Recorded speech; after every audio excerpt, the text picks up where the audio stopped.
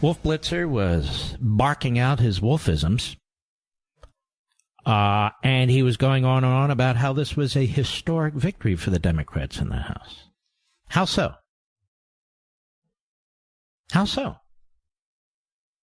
Well, what's the historic victory? You know, being one of the activists in the Tea Party, in 2010, when we won 63 House seats and 6 Senate seats, do any of you remember the praise, the slobbering praise from the media for the Tea Party?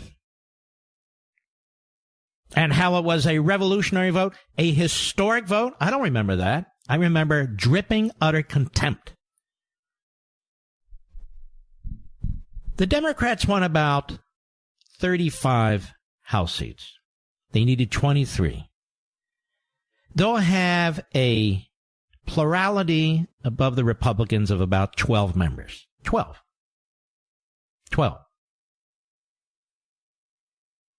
Back in 1994, during the Gingrich Revolution, the Republicans won 54 House seats and 8 Senate seats.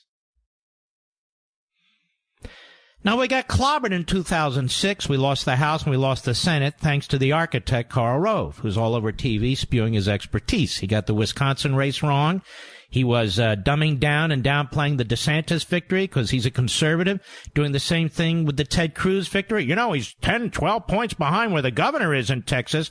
Right, Carl, because Ted had $80 million spent against him. Governor Abbott, of whom I am a great fan, did not. I don't know. I don't know why he's out there. There he is.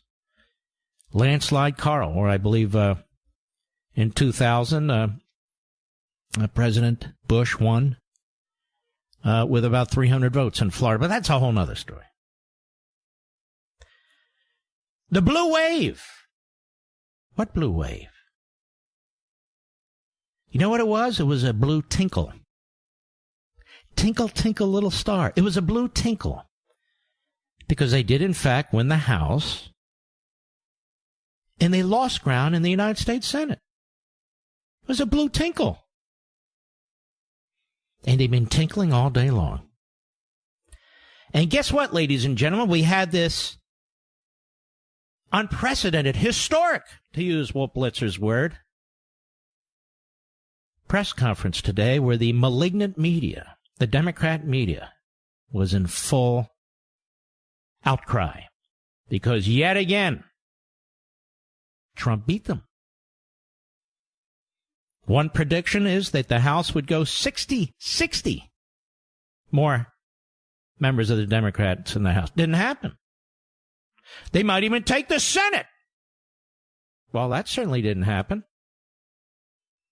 So they're furious again. They're furious.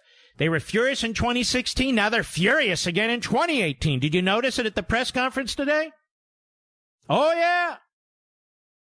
The knives were out.